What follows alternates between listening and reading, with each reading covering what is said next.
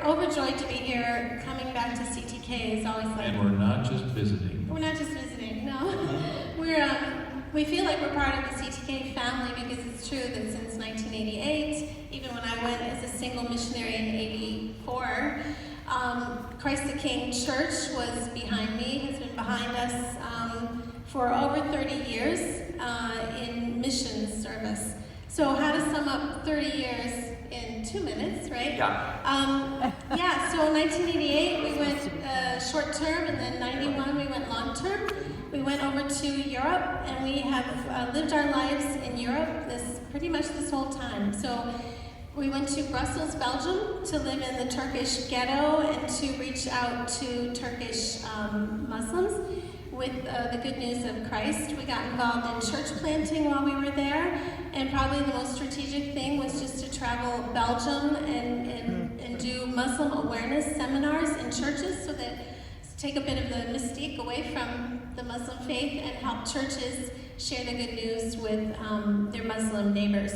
And then we followed God's call with our mission to Rome in 2008. So we spent 10 years in Rome, not in Muslim ministry, but doing a lot of leadership development in the local church. We really believe in local church ministry, and then reaching those on the margins with the love of Christ that would be refugees and victims of sex trafficking in our city. And so, yeah, there you go. Well, you can hang on to it. I have a microphone. You mentioned you're not just visiting, and so you're a little bit of a transition, so you've come back off the mission field. So what's next, maybe a little bit, or what you're praying about and looking forward to as your next step? Okay, so when we follow God's call to the mission field, we always knew that when He calls us out, sooner or later, the Lord would call us back.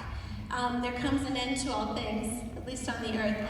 And so a couple years ago, we felt the nudge of the Holy Spirit and a lot of things converging to show us that He was releasing us from our missionary service and calling us back home to Ohio.